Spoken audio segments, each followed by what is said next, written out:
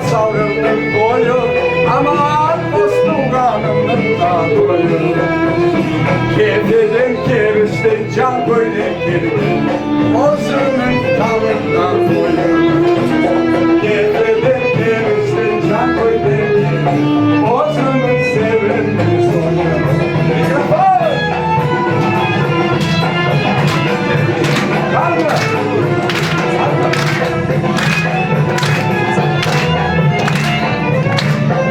Haydi bana haydi! Altın başkası başlı var, aman aylardan salgırgası var. Altın başkası başlı var, aman aylardan salgırgası var. Uzak yerde kız alsak kadar, anası babası çıvar. Uzak yerden kız alsan kadar, anama babam bir çıvar. Haydi maşallah!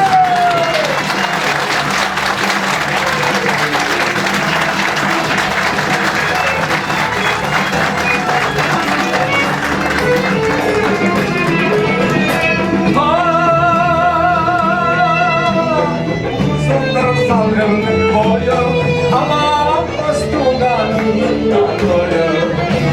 Uzundur salgının boyu, aman bostuğanımın boyu. Akdenize yaraşır, bozunun sevdiği boyu.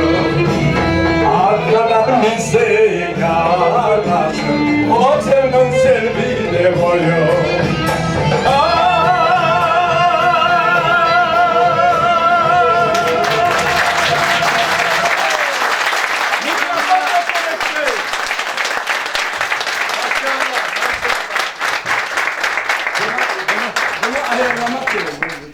Değerli misafirlerimiz, hoş geldiniz.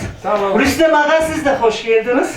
Kırım'ın sevimli yırcısı, en kıymetli yırcılarımızdan Rüstem Mehmet bu gece bizlerle. Birlikte kullandığınız çok sağ olunuz. Biz yakşı biliriz ki Rüstem Ağa ömrünü sanata adagan bir kişi. Kırım'ın kültürünün, sanatının, kadimi yıllarının coyulmayıp özünden son torunlarına, sonki ballarga kalması için bütün ömrünü ortaya koygan, bunun için tırışkan bir kişi. Apayla Gülizar Abdemiz'le birge Kırım yıllarının yakşı korunup yaşlarda yakşı özellikleriyle tanıtılması için uğraş verip arada en yakşı yılların yırcılarımızdan biz isteğimiz daha çok yıllar bizlerden olacak. Çok fazla bir şey aytmağa gerek mi? Rüstem Ağa'nın bilirsiniz dağarcığında onun esinde o kadar çok yıllar var. Onlarını endi bizlerle paylaşacak. Bakayım bizge ne aytacak.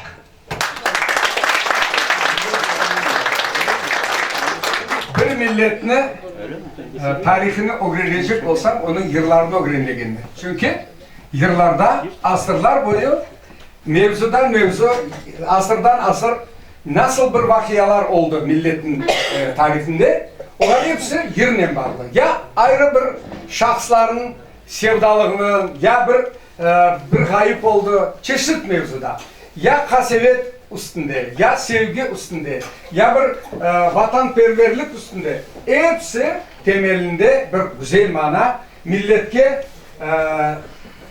duygu bağışlayan, milletke yol göstergen ve tarihini andırgan yerler.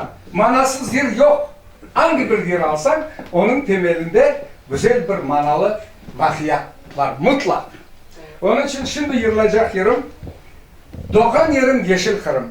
Bu yerini elbette biz Kırım'a kayıtkan son başladık yırlamağa. Bu yer aslında Ural Dağı. O ağır, ezilgen millet Ural'a düşken, kıynalgan ama onda sarımsağım, soğanım saçıldı kaldı. İki tane tor aygırım yekivli kaldı ama biz bularını kayıtkan son vatanға başka bir renk verdik bu türküge ve şimdi onun sözlerini dinlersiniz. Buyurunuz.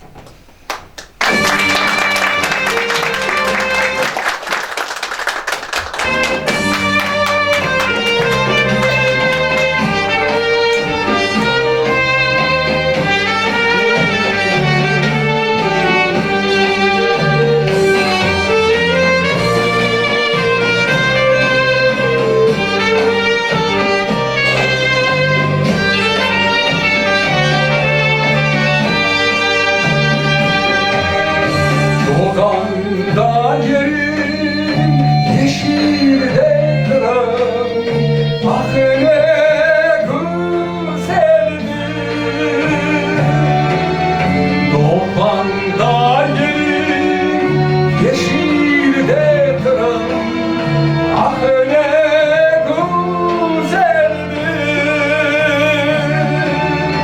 Kayalardan akan da sular, yürekte merhem öder. Kayalardan akan da sular, yürekte merhem öder.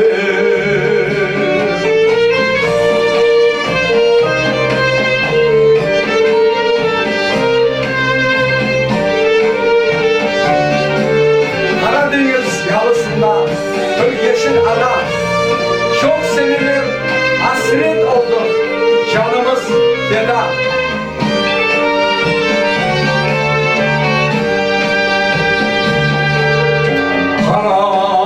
Karadeniz yalısında bir yeşil ada. Karadeniz içerisinde bir yeşil ada. Çok seneler hasret olduk, canımız feda. Çok seneler hasret olduk, canımız feda.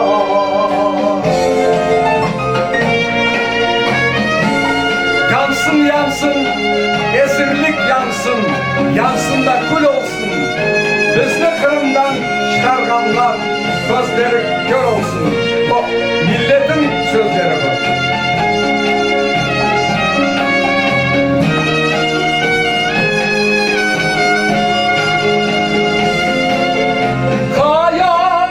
Kayalardan akkan da sular, yürekte merhem öder.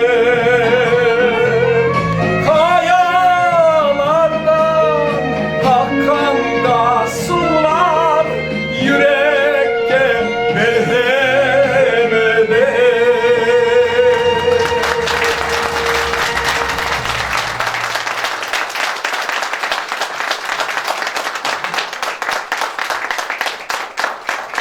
Evet.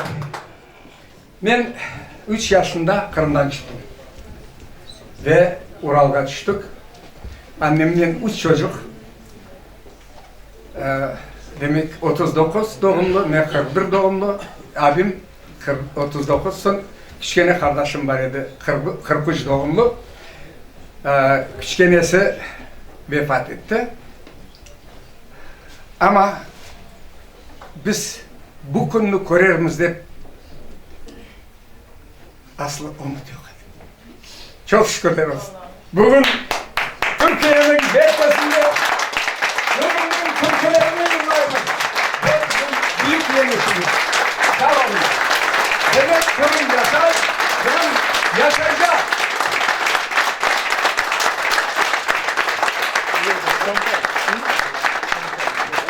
Bakın, 20. asırın başında Kırım'da çok siyasi dalgalar oldu. Çeşitli devletler değişildi. Bir ay tura, 2 ay tura keteler, Vrangiller, daha başkaları. Milleti toplayıp bizim gençleri, böyle yiğitleri, bana hizmet edeceğiz, benim askerime gireceğiz deyip mecbur ettiler. Han Sarayı'da toplayıp. O zaman çok yiğitler şompul yarasına uğradı. Yani şompul bu tüfek temizlegen demir bilesiz. Onunla vurdular. Şu Vahya nesinde manasında bir türkü var. Şompul adı. Şu yerini dinleyin.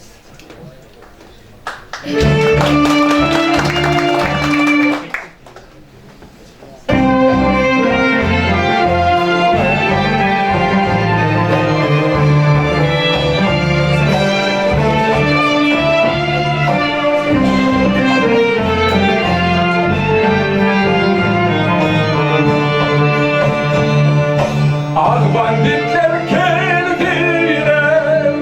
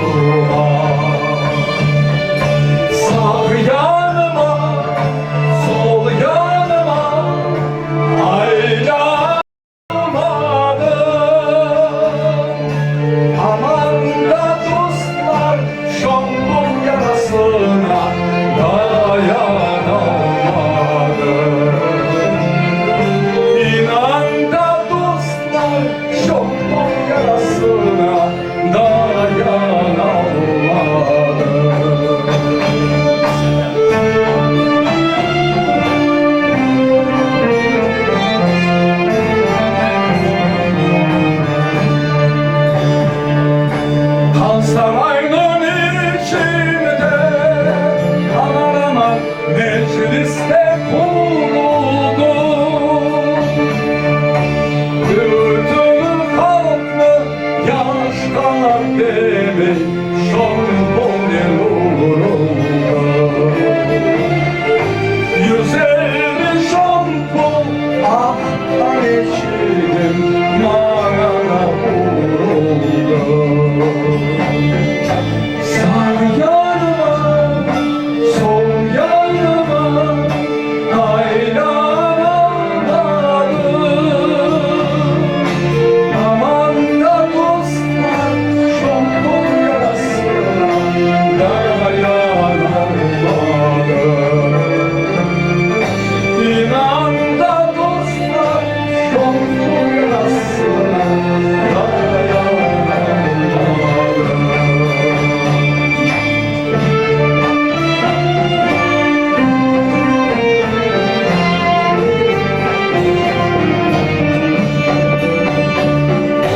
Kara kalpak başında aman aman polkovnikler karşımda. Ah neler geldi, ah neler geçti şu yaşlı başıma. Ah neler geldi, ah neler geçti şu yaşlıkta başıma. Sağ yanıma, sol yanıma aylanamadım. Aman da dostlar şampon yarasına dayanamadım. İnan da dostlar şampon yarasına dayanamadım.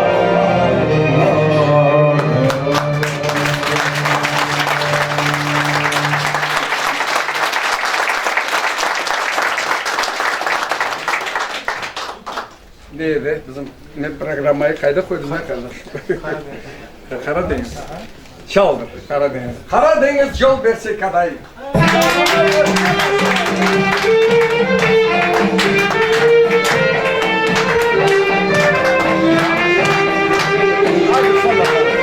Kayda koydum. Karadeniz yol verse de kadayı. Yağlamayı geçmedim asabayı kadayı. Karadeniz yol verse de kadayı. Çaldamayı ötmem asabam kadayı. Kara toprak çapulmayla kadayı. Hiç vazgeçmem asabam kadayı. Ne kara toprak çapulmayla kadayı. Hiç vazgeçmem asabam kadayı.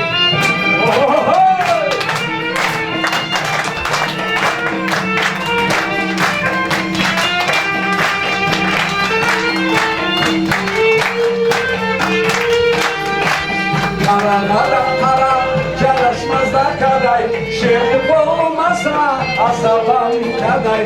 Kara çalışmaz da kaday, şerif olmasa asabam kaday. Nafileye git ahimizde kaday, şerif olmasa asabam kaday. Nafileye git ahimizde kaday, şerif olmasa asabam kaday.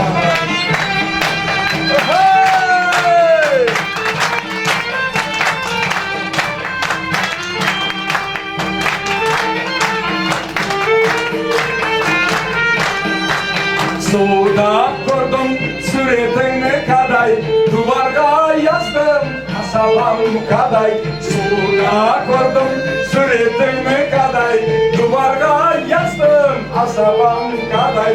Sarardım soldum sevgildim de kaday, ole yazdım asabam kaday. Sarardım soldum sevgildim de kaday, ole yazdım asabam kaday.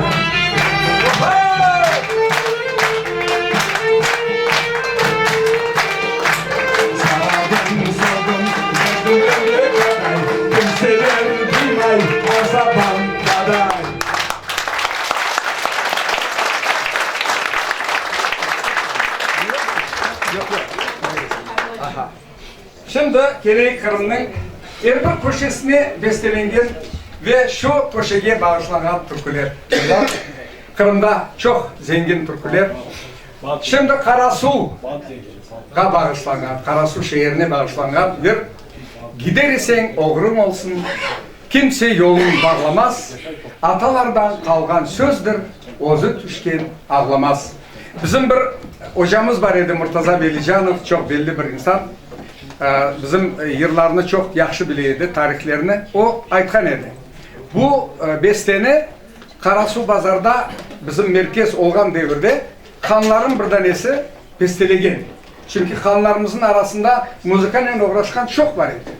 Şiiriyetle uğraşkanlar çok idi. Bir Yunan dostu ozu devletinden saklanıp gele Karasu'ga, yani siyasi kaçak olup, son birkaç seneler yaşap, bir daha kete. Pek dostlaşalar, pek birbirini sevip kalalar ama yok değil, ben endi vatanım boşadı, siyaset dalnelerinden, bulutlarından ben kaytamam. Şu demek ayrılıkka netilgen, bestelengen, bağışlanan beyitler dep aytkan edi hocamız. Karasu, gider isen oğrun olsun. Karasu benim bozbazarım. Buyurunuz.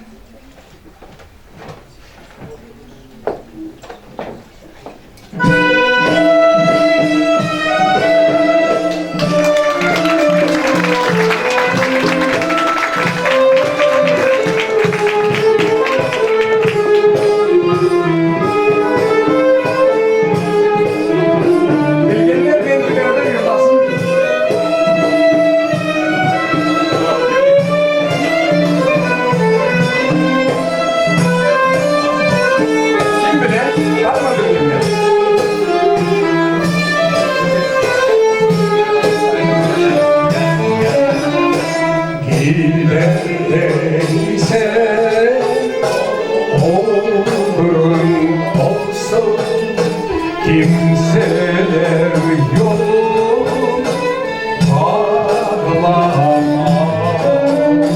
gider değilse oğlum olsun, kimse yolun bağlamaz. Adalardan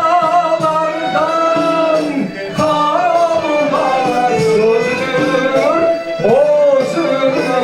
düşen ağlamaz, sızlamaz. Adalardan kalmaz sözdür, ozu düşen ağlamaz, sızlamaz.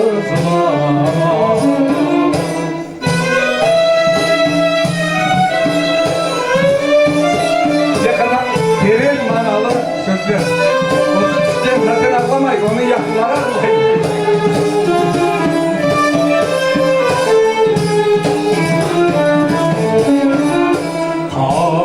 Karasu'nun oz bazarı bakırım yaralarım.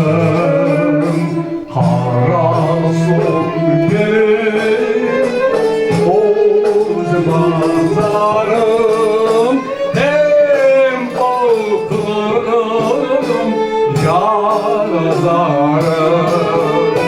Senden de gayrı yar seversem ateş olsun mezarım, mezarım.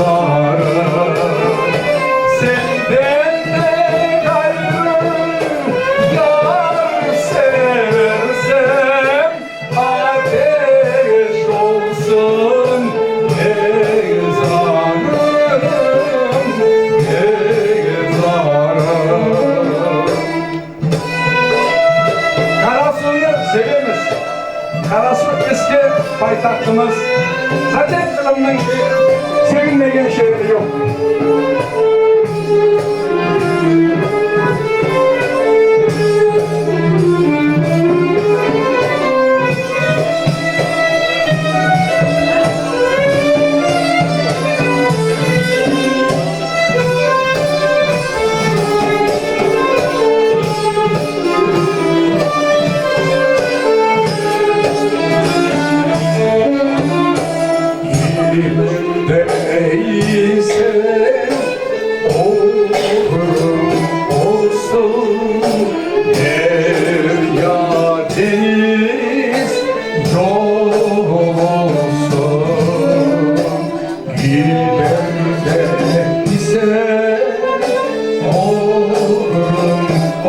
olsun, derya deniz yol olsun. Menden de gayrı yar seversen, bir boyun yol olsun, yol olsun. Senden de gayrı yar seversen, gidek gözüm yol olsun, yol olsun.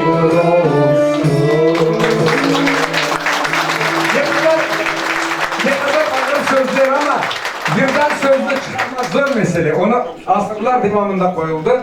Biz Kırım'ı o kadar severiz ki, biz Kırım'ı eğer değiştirip başka memleketke gitsek iki gözümüz kör olur. Onu biz yapma. Allah esirgesin. Öyle. Rüstem Ağa müsaade ederseniz bir şeyler aytmağa Buyurun, isteyiniz biz. buyurun.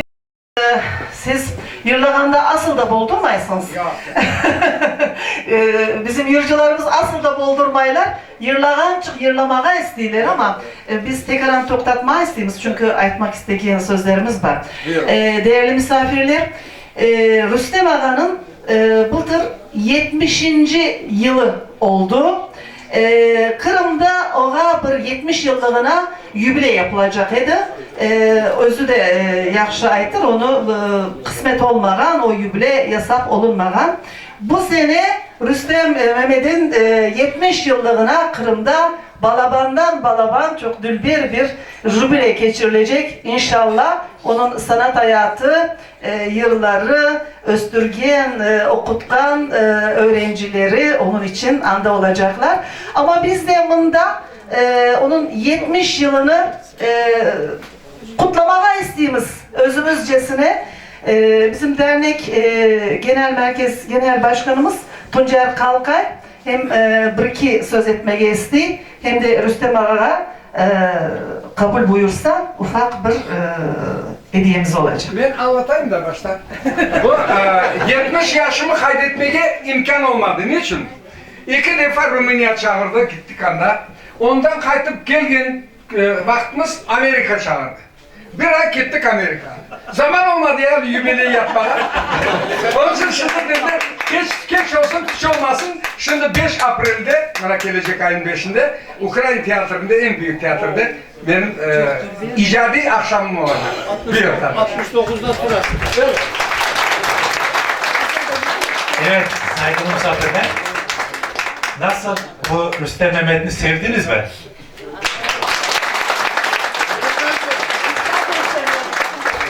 İşte buna bu Kırım Tatarı, buna Kırım Tatar kültürası, buna Kırım Tatar medeniyeti.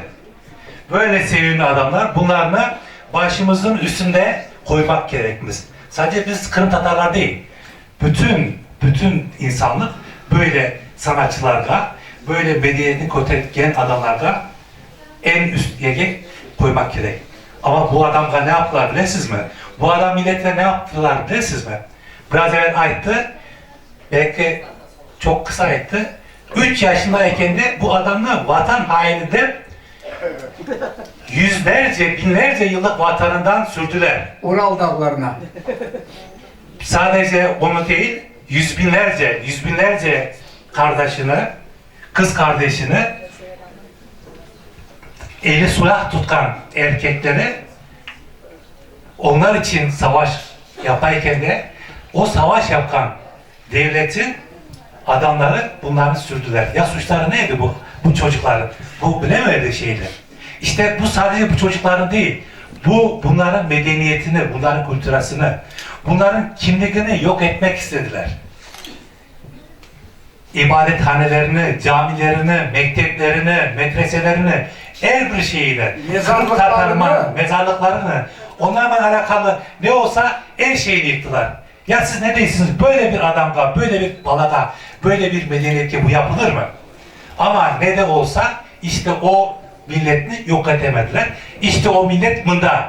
Sağ olun. Özü de bunda, medeniyeti de bunda, kültürü çıktığında daha o milletini de yok edemeyecekler. Böyle adamları olgan vaktinde, böyle sanatçıları olgan vaktinde o milletini yok etmeye hiç kimsenin gücü yetmez.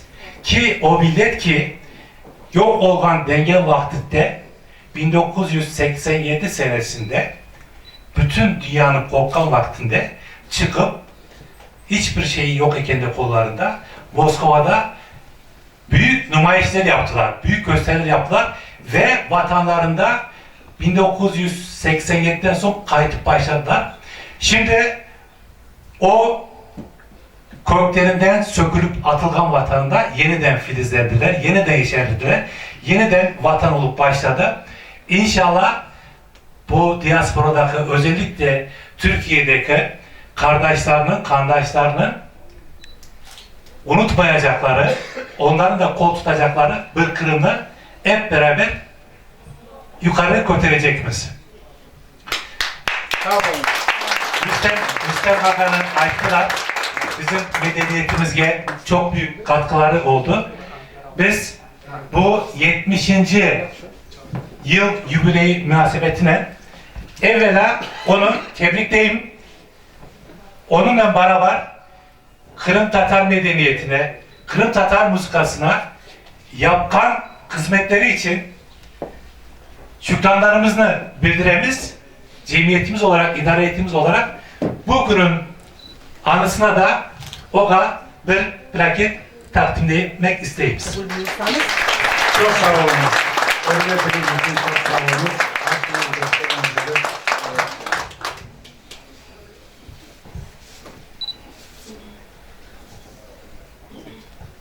Aynen güzel, aynen. Ben heyecanlandım Rüstem Ağa. Öyle mi? Açıklamadım. Ben Türkülep heyecanlandım. Açıklamadım. Zeki, Ama kim açabilecek bunu? Zeki açıklı. Peki nasıl kapatır yaptığını? Evet. Şifreli açık olamadı. Anahtarı var mı? O kolay açılıyor ama biz ters Özü taraftan bilirken açıyoruz. biz ters Evet, taraftan. evet. Ah, çok Evet, güzel. bir alkış.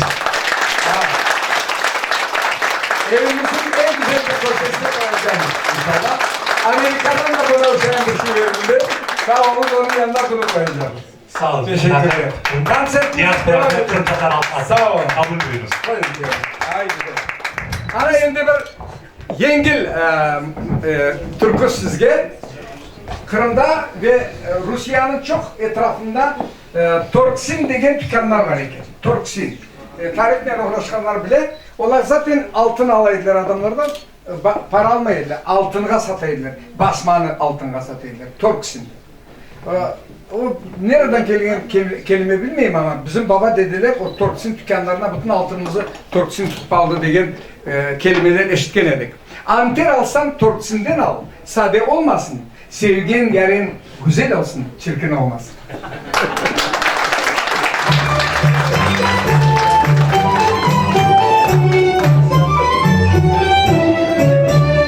Haydi maşallah! Kızlar yapmında! Anter alsan, Torksin'den al, sade olmasın. Sevgin yarın güzel olsun, çirkin olmasın. Sevgin yarın güzel olsun, çirkin olmasın. Vay! Kızlarımız hepsi güzel. Maşallah, bakın olsunlar.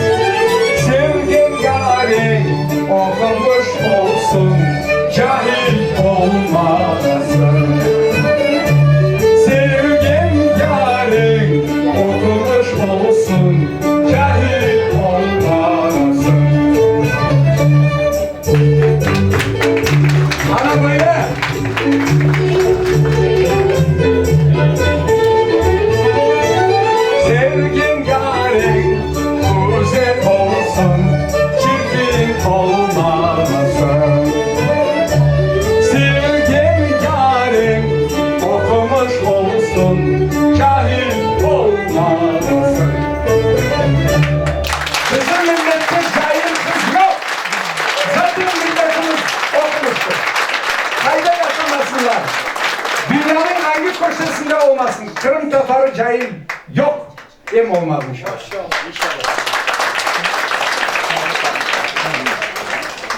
Bir güzel türkü daha. Sevgi hakkında. Açma yarım penceremi. Esmesin derler. Benim sevda olduğumu bilmesin derler.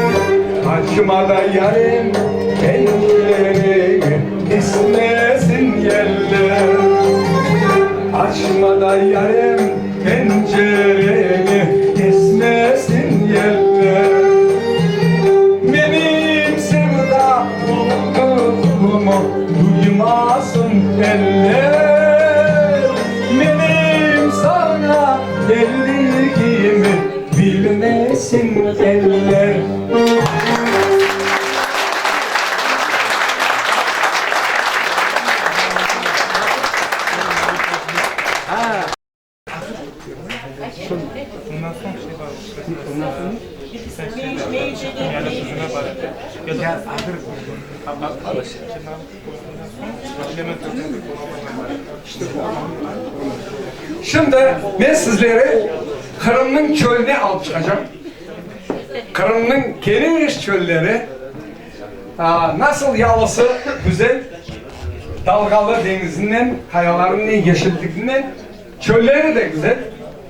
Ve çöllerin türküsü biraz şivesi başka. Bilirsiniz bizim Kıpçak neslinin tamırından gelen Uğuz değil de Kıpçak. Biz en bay millet, Türkiye milletler arasında çünkü bizde iki tamır var.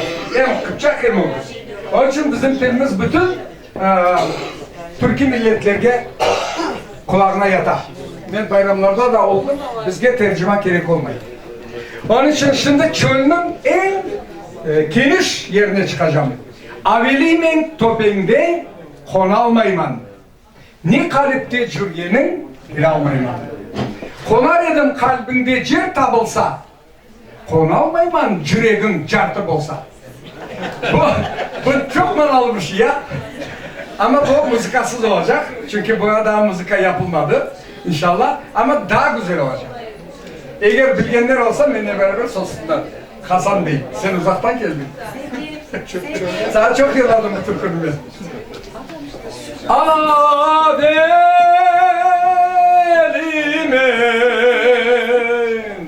topengde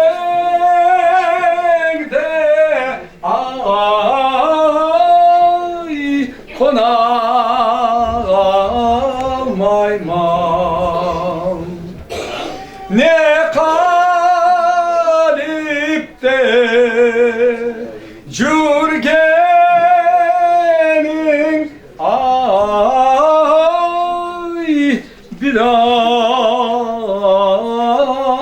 mayman Avdarıl kaya bas beni Görmesin gözüm ay Leyla Görmesin gözüm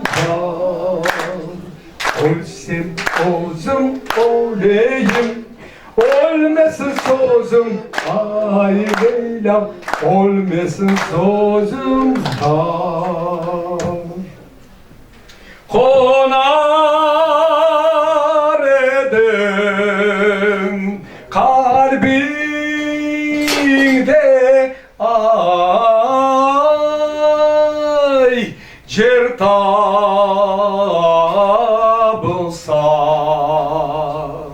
konar mayman yüreğin ay cartı bolsa Avdarıl kaya bas beni Görmesin gözüm ay Leyla Görmesin gözüm yar Ölsem özüm öleyim Ölmesin sözüm ay Leyla Ölmesin sözüm yar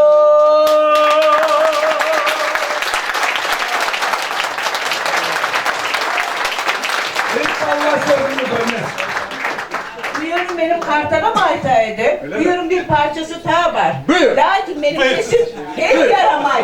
Ne sözlerini aytaydı? Sana aç sözlerini. Avlar olma çatır tal tokta biraz. Kara günler geçmeye kaldı be gaz. Kara günler geçti bizim Tatarlar önce toplandık. İnşallah, inşallah. Sana bulutlar da ketti başımızdan inşallah. Çok güzel. Devam edemiz.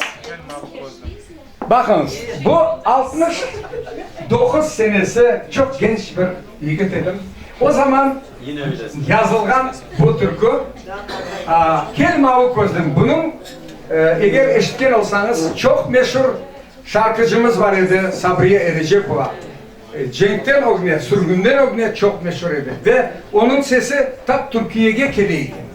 O kadar bu dalganın yani radyo dalgasının. O zaman bileydiler onu Türkiye'de de. Erecekova Sabriye Hanım. O çok güzel şiirler yazaydı ve onun Ömür arkadaşı son ki 30 yıl beraber Ömür etkinleri çok büyük destekar idi. Kabul Setveli. Hepsi rahmetli. Allah'ın rahmetinde olsunlar. Onların bestelegen türküleri ilki ben onu icra etken edim. Şimdi o yerini sizge takdim edeyim. Kel mavi gözlüm, kel güzelim, geniş kırtışlı ülkege, kelmesin efkarlı gezerim, hasretim kölgene. Olsun. Buyur.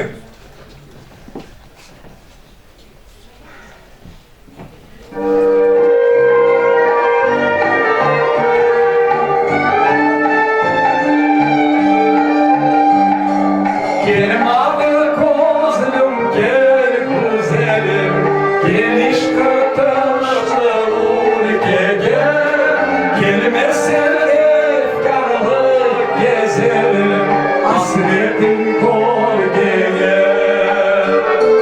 Kırkış çöllerde, gel yerlerde, gel kurayım ayağa,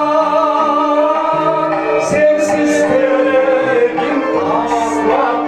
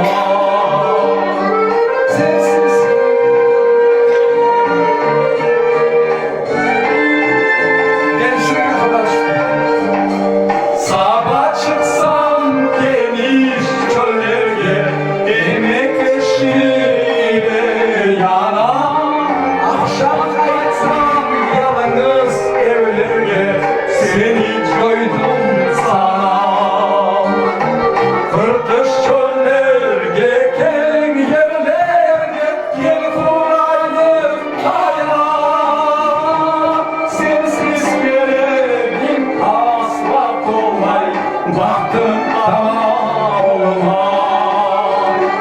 Sensiz benim asla olmay, baktım tamam olmaz.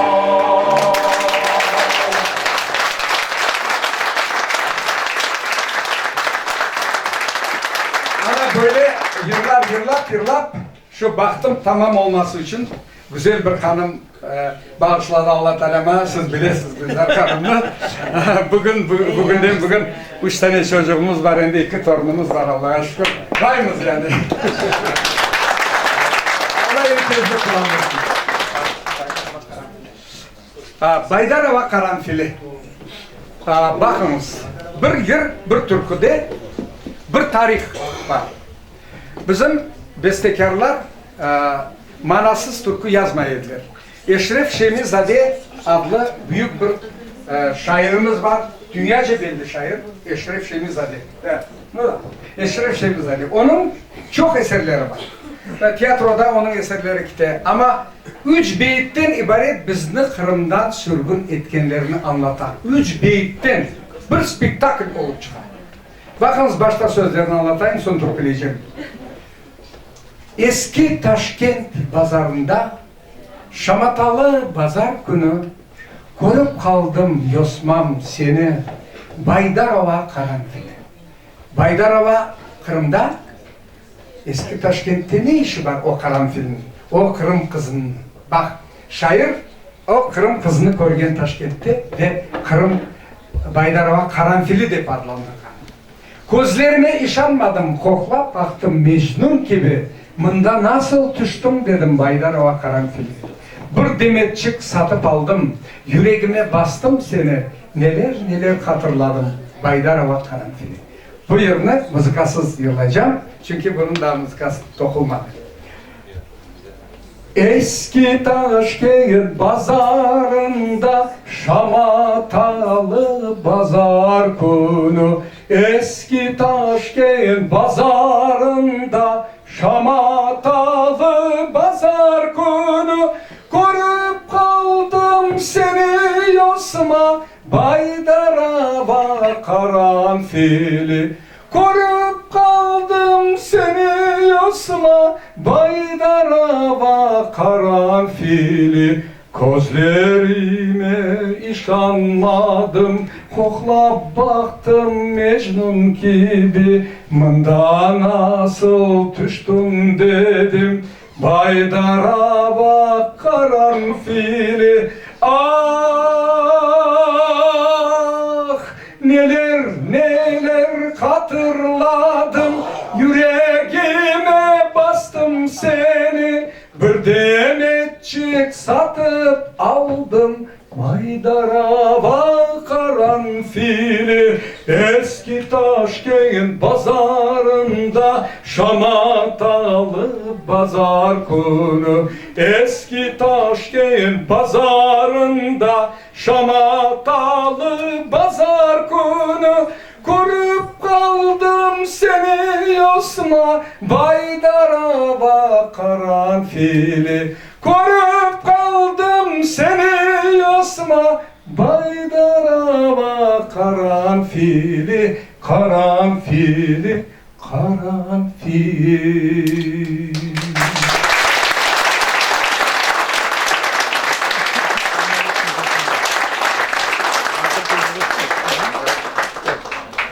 Ay yarın gecesine vardım penceresine, uzun çubuk uzattım, ben yarını uyattım.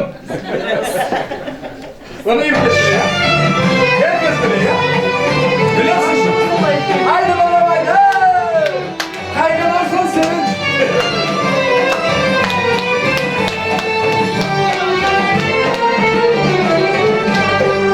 Ay yarın gecesinde vardım penceresine, uzun çubuk uzattım, hem yarını uyattım. Uzun çubuk uzattım, hem yarını uyattım.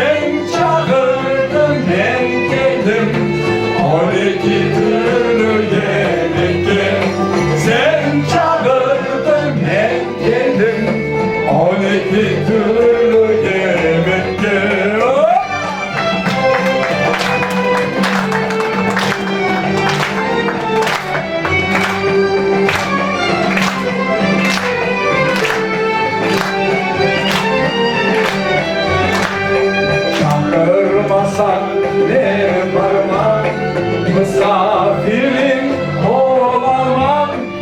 Ay bulutla girgen son, aylasan da duralmam. Ay bulutla girgen son, aylasan da duralmam.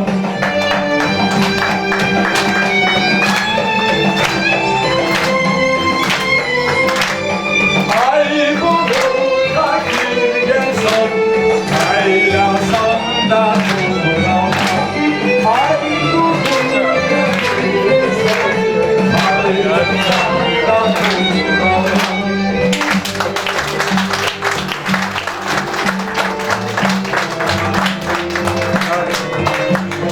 Sen çağırdın ben geldim, oradaki gönlümde gelmekte.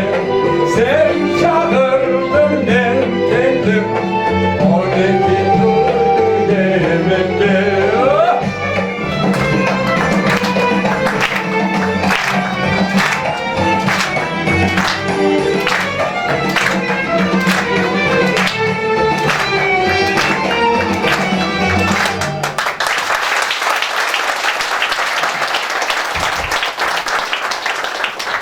Rüstem Ağa, ben sizge bir iki dakika daha rica edeyim. Değerli misafirlerimiz, Rüstem Ağa'nın da yaxşı dostu ya da bizim belli şairimiz Şakir Selim. Yarın akşam Avrasya Yazarlar Birliği Şakir Selim'i anmak için bir toplaşu tertip etken. Bunda olacak. Gene saat 19'da olacak, 19'da başlayacak. Avrasya Yazarlar Birliği'nin bizim belli şairimiz Şakir Selim'i aramızdan ayrılışının 5. senesinde anmak için yasallanan bir toplaşu. Onu sizlerge haber vermeye isteyimiz. Bir de Rüstem Ağa konuşan vaktinde ayttı. Kırım'da cahil adam yok deyip pek yaxşı, bizim yaşlarımız endi Kırım'a kayıtkan son. Kırım'a kayıtmazdan o güne de şahitler ama Kırım'a kayıtkan son daha da hız verdiler okul işine. Anlamında gelirler, okuylar okullarını bitirip bazımında iş tutup, bazı Kırım'da iş tutup ama sonunda ille Kırım'a kayıtıp giderler. O bağlarımızdan bir tanesi daha mezun oldu. Sevil ablay. Bunda değil mi Sevil? Bunda olsa biz cemiyetimiz adından Sevil'i tebrik etmek istiyoruz. Ankara Üniversitesi Siyasal Bilgiler Fakültetini bitirdi. Şimdi Kırım'a kaytacak bir iki günden. Sevil yok mu ballar? Tüke tuştum. Tüke tuştum. Gelecek önce. Çapa çapa gelsin. Aynen. Yok, menden değil. Rüstem Ağa olganda bilesin, kimsege yırlamağa olmay. Aydır. Senin kıyırdı.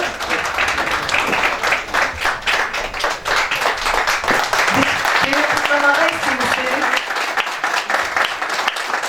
Hayırlı olsun deyiniz. Ankara Üniversitesi Siyasal Bilgiler Fakülteti. Kaysı bölümüydü? Kamu yönetimi. Siyaset bilimi ve kamu yönetimi. Kamu yönetimi bilimini bitirdi. Şimdi Kırım'a kaytacak bir iki günden.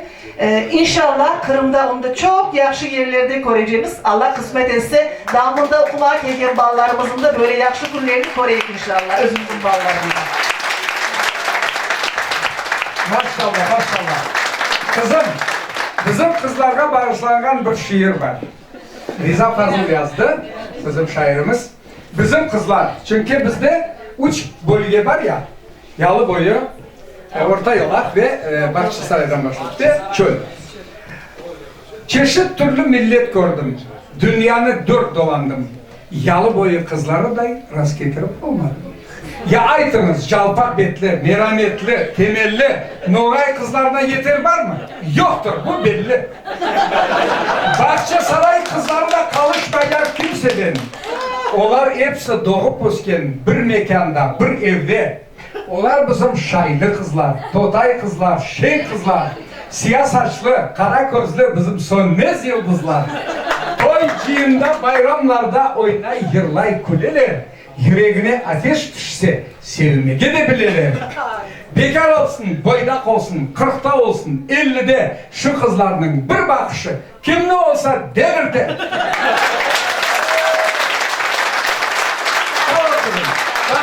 Şahsı. Tebrikleyin.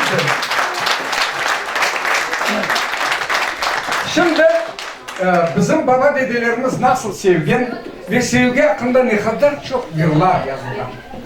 Ben bu programın tüzgende Mükremin dostum, kardeşim çok ağır türküler azca olsun istemeye dedi ama ağır türkülerde ne diyeyim, ana o etli çorba falan da, hatta o eti ziyade var. Evet. O yalnız Mayı bol olay. evet, manası. Aşık Ömer 350 yıl evvelsi yaşap icat etken 300 yıldan ziyade ne kadar bizge mahsul kaldırdı. Bütün Türkiye dünyasının en mahsulatlı şairi. Onu özlerine menimsemek isteyen birçok milletler var. Türkmenden başlayıp Azerbaycan. Bütün milletler onu bizimki sayar, özünki sayar. Ama o bir yerde, bir şiirinde yazıp kaldırdı. Doğan yerim gözlemedir, kıpçaktır neslim deyip yazıp kaldırdı. Onun için o bizim şairimiz, biz gururlanamız. Ve onun sözlerine bağışlanan yer var, çok yerler var.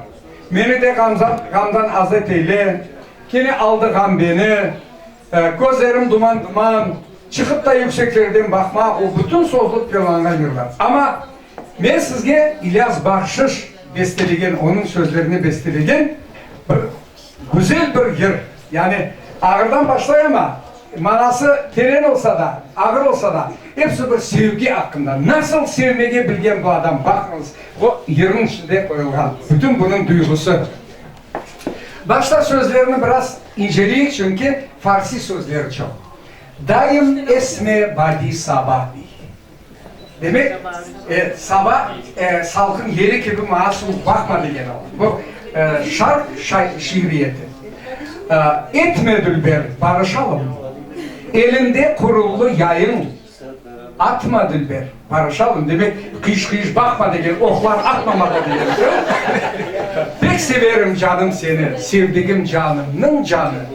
Zülfünün teline beni asma dülber barışalım. Ne kadar güzel ya. Şimdi bunu müzikasız yırlayacağım. Daim esme badi sabah, etme dülber barışalım.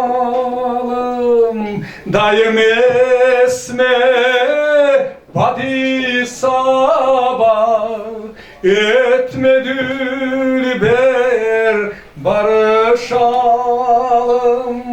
Elinde kurulu yayın, atma dülber barışalım. Elinde kurulu yayın, atma dülber barışalım. Pek severim canım seni, sevdiğim canımın canı. Pek severim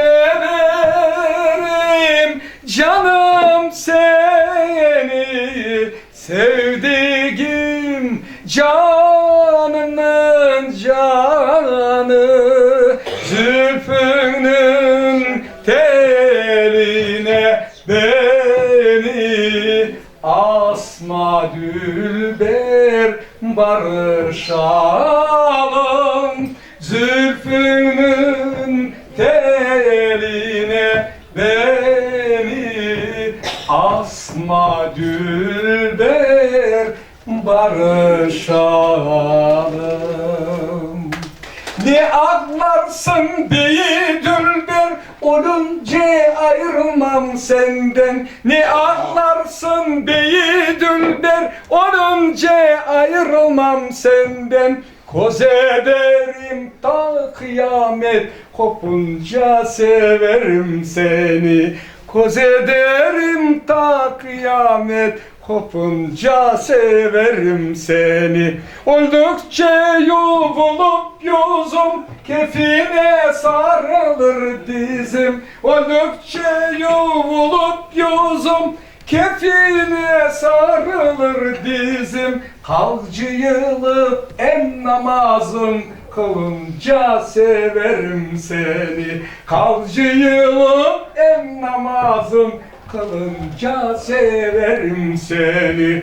Kazarlar mezarım vakta, usanırım yata yata. Kazarlar mezarım vakta, usanırım yata yata. Kemiklerim parça parça olunca severim seni.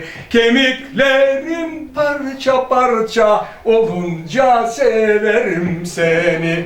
Yüreklerde olan yaprak iner yere olur toprak. Yüreklerde olan yaprak iner yere olur toprak. Gözüme bir avuç toprak dolunca severim seni. Gözüme bir avuç toprak dolunca severim seni.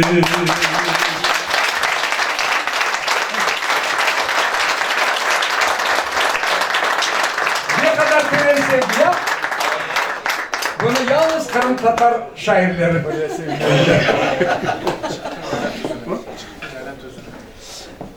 Kere kaytayık vatan duygusuna ama yengil bizim yaylalar.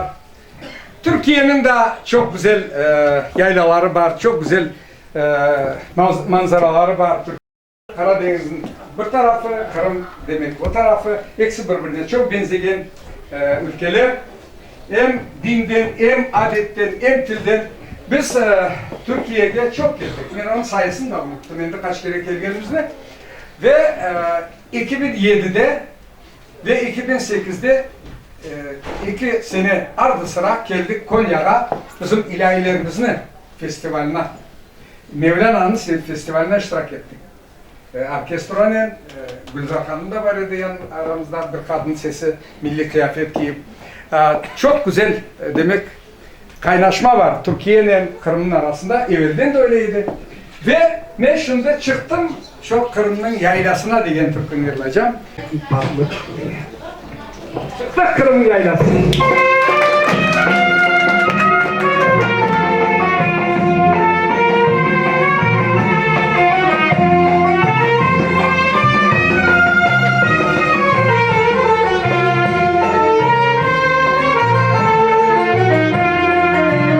Çıktım yayla yüzüne, baktım yayla gözüne. Çıktım yayla yüzüne, baktım yayla gözüne. Söylendirip doyamadım senin tatlı sözüne. Söylendirip doyamadım senin tatlı sözüne.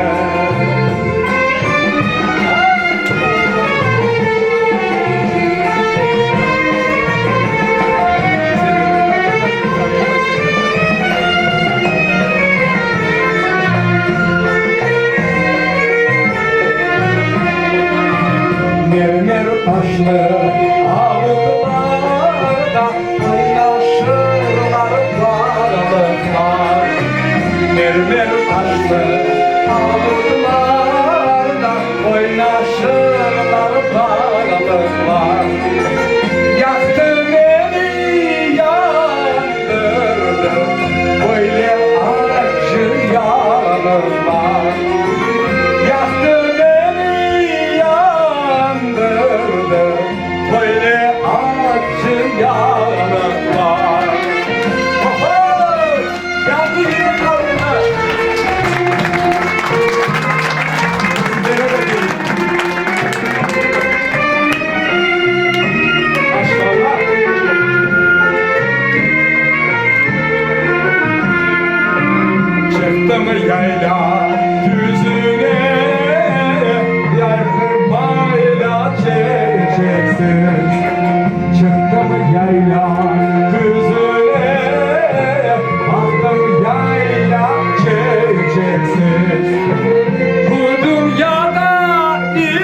saymalıyım yaşayanım ben sensiz. Bu dünyada hiç saymalıyım yaşayanım ben sensiz.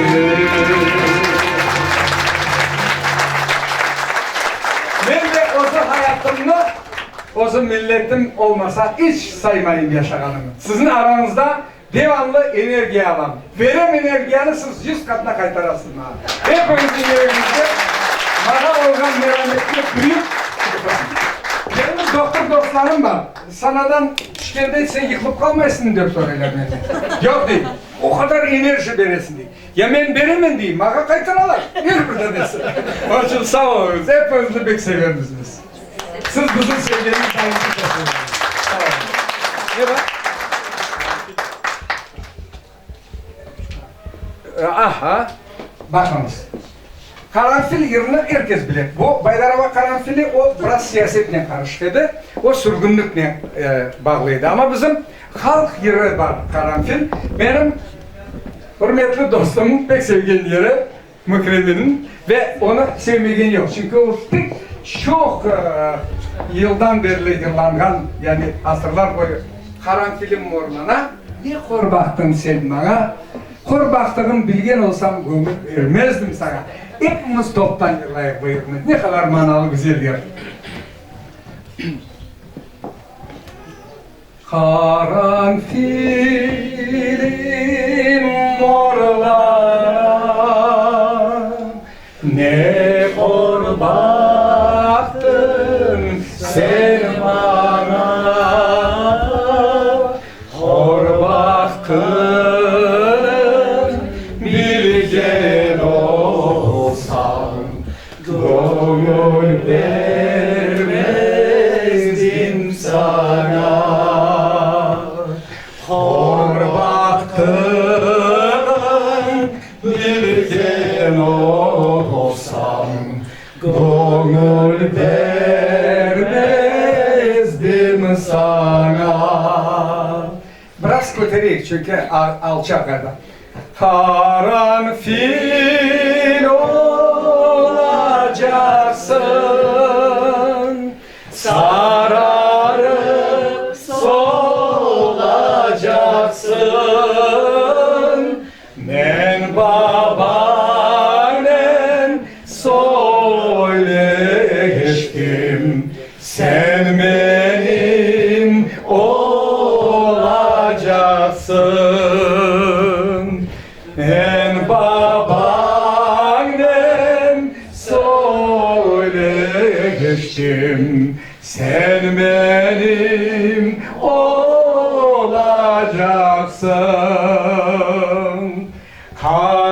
Karanfil kurutmadım,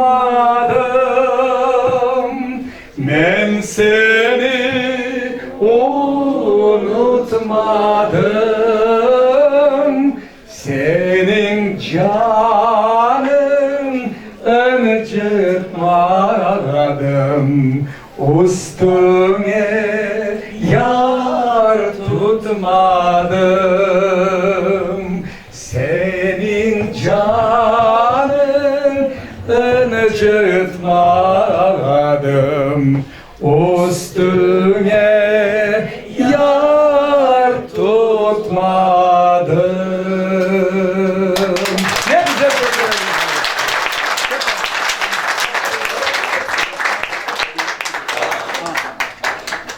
Şimdi sizin bilgen yeriniz Şehit Osman Saray saldırı.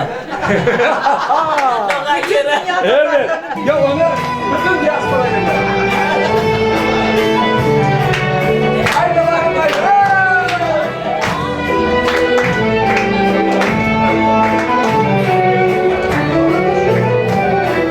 Şehit Osman Saray saldırgan ay, boydan da boyuma.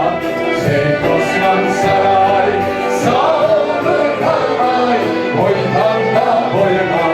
Sen nişanda yok edin ay, hoş geldin boyuma. Sen nişanda yok edin ay, hoş geldin boyuma. Oho!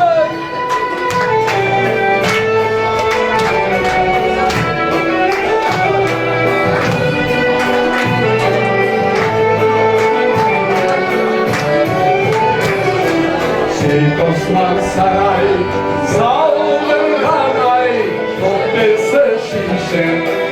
Osman Saray, saldırgan ay, toplası şişe. Oynadanım, gülgenim ay, kesime düşe. Oynadanım, gülgenim ay, kesime düşe.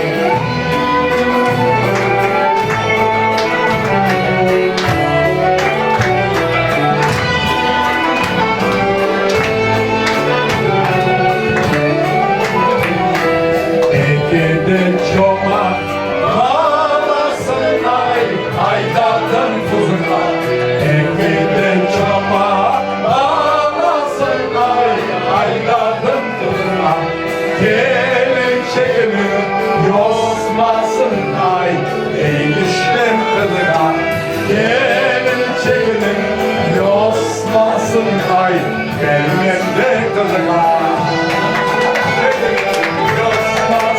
Ay, benimle kırma, benim içerim yosmasın ay, benimle kırma. Kızlar çekimler de güzel, kızlarımız da güzel, hepsi güzel. Ne var bizde programda? Oo, bakınız. Bu bestekarlar, istidatlı insanlar öyle bir türküler doğralar, yazalar, besteliler. Onlar halk müzikasının arasında kirip kete duyulmayın. Onun bestelengeni. O kadar manalı, o kadar halk müzikasına yakın geldi. Ben bu yerine gençlikte belli yırlap geldim. Benden başka onu bir kimse yırlamayın. Toylarını biz zaten onun yerine açalım. Ben toyga varsam. Toy başladı mahallemizde. İki güzel evlene. Kandillerinin şavlesinde misafirler şenlene. Kim beğenmez yüzü kulep, eli çever bu erini. Kimler sevmez kaşı kalem, dili melhem dilberini. Bundan da güzel söz olur mu gelin kiyevçiler?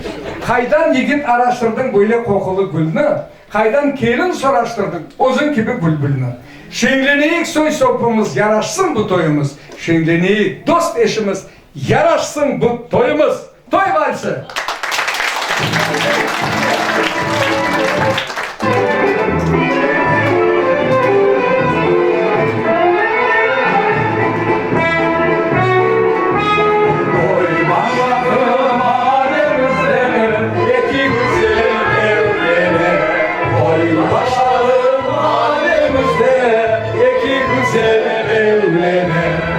Kandillerinin şavlesinde misafirler şenlenir.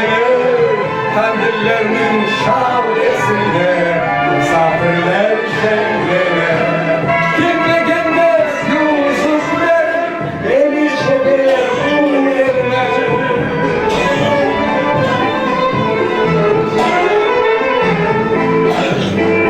Kimler sevmez karşı kalem, dili melhem tülberine.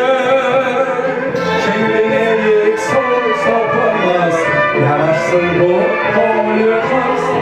Şenleneyik soy sopamız, yaraşsın bu toyumuz.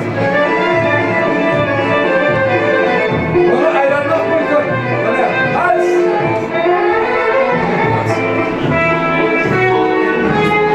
Aydan yigil araştırdım, böyle kokalı bundan. Aydan yigil araştırdım, böyle kokalı bundan. Aydan gelin soğulaştırdım, olsun gibi bulbulun. Aydan gelin soğulaştırdım, olsun gibi bulbulun. Ne de güzel tanış olma, yeşil kırın çölünde.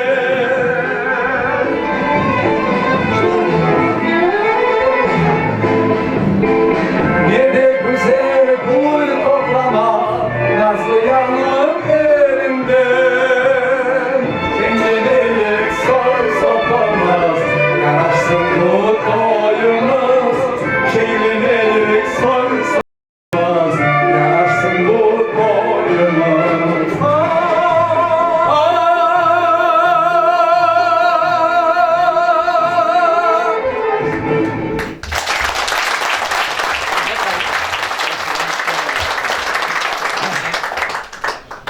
Çok güzel, çok sıcak kabul ettiniz.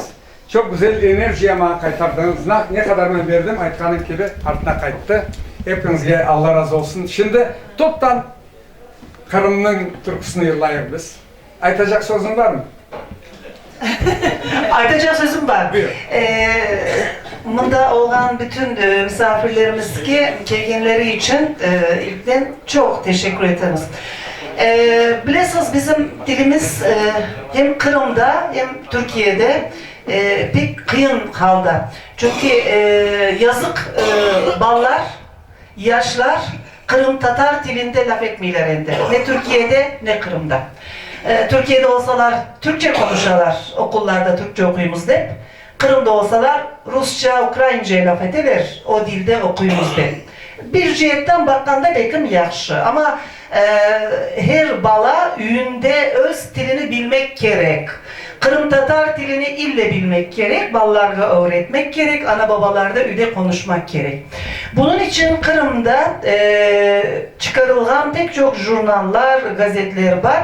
Bunlardan bir tanesi pek mühim. Nenkecan degen Zehra Bekir'le Zalema Hayrettin beraber çıkartalar. Birlikte uğraşalar Zehra Bekir'in liderliğinde. Nenkecan dergisi pek mühim. Bir kadın dergisi. Bu dergini kadınlar çıkarta, kadınlar yazza. Yılda 4 sayı çıkartalar. Latin harflerinden, Latin urufatının Kırım Tatar dilinde yazılar.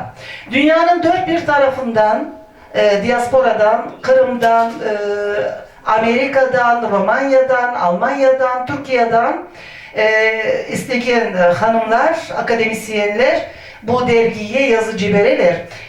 Kolunuza alıp bakan olsanız okuyacak çok şey var, çok bilgili, çok yaxşı bir dergi. Bu dergini kotermek, ayakta tutmak gerekmez. Yılda 4 sayı çıkar, abonelerge ciberilir bu dergi. Bir yıllık abone bedeli de bilirsiniz mi ne kadar? 35 lira. Bizim paramız ne? 35 lira. Bir yıllık abone bedeli. Sizden çok isteğimiz 3 ayda bir çıkar, 4 sayı çıkar. Bu dergiye abone olmayanlar varsa genel merkezimizge kelgende bu dergini görmeye mümkün. Hem dergimize abone olmaya mümkün. Bu dergiyi illa ayakta tutmak gerekmez diye düşünemiz. Dilimizni yaşatmaya Latin harflerinden yazıp bu dergide çok uğraşa bu hanımlar. Onların bu işlerine de biz destek olmak gerekmez diye düşünemiz. Çok sağ olun. Deniz Hanım, şimdi sizin sözlerinizge ait ben bir şiir aytacağım. Lakin o şiirde İngiliz sözleri de var, Uzbek sözleri de var, Rus sözleri de var. Bunu yazgan edi 65 seneleri bizim Remzi Burnaş adlı şairimiz, Allah'ın rahmetinde olsun. Tap o zamanlar dilinin demek zayıflaganını duyup siz aytkan şeyleriniz yarı Rusça, yarı başka dillerden koşup laf etken gençlerge bunu numune olarak bu şiirini yazgan edi. Bu şiirini konsertlerde bizim belli artistimiz Ablemet Umerov var idi rahmetli. O aytaydı ve ben de onu kulağıma koydum tap o zamanlardan, yani 40 yıldan beri. Şu şiirini aytayım ama anlamagan sözleriniz olsa bile onun manasını anlarsınız. Akşamüstü işten son çıktım evden kezmege. Son oylandım yol üstü kireyim de encime. Hart kişidir al hatır sorak o değil dedim. Su betleşip bir kahve içip keteyim dedim. Selam verip girdim ben, geçtim evin törüne. Baksam orta kapıdan bir koletke körüne. Emce dedim, kim var ya misafirim nereden? Şay degence torsayı bir yaş çıktı içeriden. Men hoş geldi aytkanca privetik dedi o. Yaxşı eslep karasam yakın soyun o. Hoş geldin kardeşim, işler nasıl, kaydasın, kana bizge de buyur. Oynap gülüp kaytarsın. Нет, тага, не могу. Иш juda kop. Спешу. Bizde завтра экзамен. Диссертация men пишу. Mağa kara kardeşim. Ozun gülday kokuysun. Oz dilinde laf etmeysin. Ne masal okuysun? Kara seni kim aytır? Ekimlikке okuy dep. Bu medeni bir yigit şifa olup kokuydu. Ay ya-то, брат, ne siz mağa замечание yapasınız? Siz всегда bunaqa bir причина tapasınız. Ich bin hazır diplomat. Не учите siz меня. Siz заботьтесь kim будет? Sizin доченька Leyla, goodbye dядя. Dip durdu oturgan yerinden. Tap yüreğim oynadı. Şırsı oldum terimden. Tokta dedim çekirip bakıp onun gözüne. Oturmasan yol açık. Bir kulak sal sözüme. Kana kimge kana kimge gerek bu? Şimdi sen laf etken til. İstesen sen alim ol. Lakin o stilini bil. Mana şimdi sübette bir araba laf ayttın. Bir cümleni ongarmay 5 türlü til muğayttın. Senday okugan yigit böyle bozsa tilini, son başkası ne yapsın? Kurutmay gülünü. Senin ana tilinde destanlar var, yırlar var. O tilde yırlagan, o tilde yır dinlegen çalbaş dağlar, kırlar var. O tilde yırlaylar. Baban, anam, bütün halk. Açı bu tilini bozmağa, sana kim verdi ak? Anan seni erkelep mayın kindirir demegen. Ak sütünü o sağa bu umutla vermegen. Hürmetlesen ananı, onun ana tilini. Tek o vakit olursun sevimlisi ilinin. O stilini bilmegen yürek yerini sozar mı? Ayağında nalı yok, at çapışta ozar mı? Ozmaz. Onun için tilsiz adam o nalsız attır ve kanatsız kuştur. Onun için tilimizni ayak tiline almayık. Ana tilini göz bebeği dayın saklamak gerek. Sağ olun.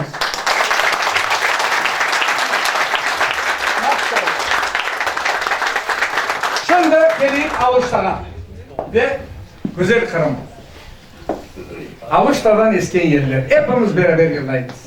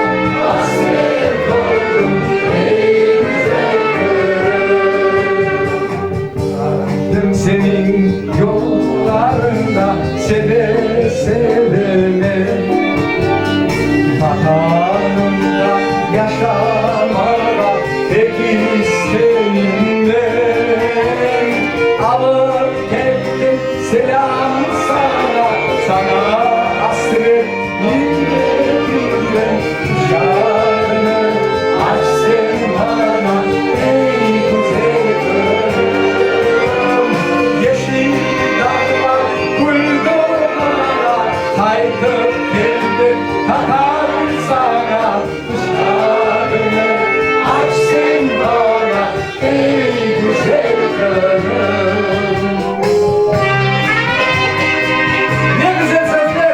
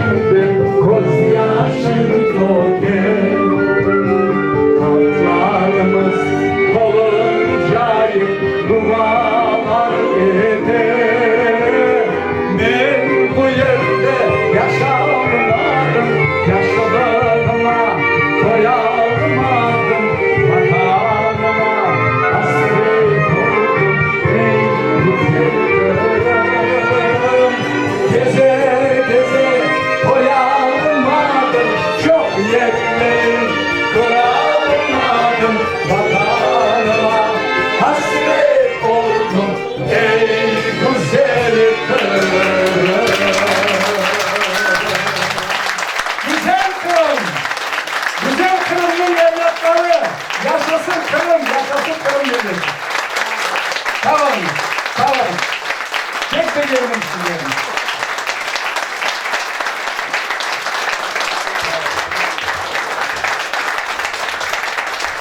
Rüstem Mehmet'e çok teşekkür ederiz. Şimdi tekrar onu da soluklandırmak gerekmez. Şimdi biz de birbirimizden tekrar sohbetleşik, Evet. konuşayık, laf etik, girdik mında bir kereden çapa.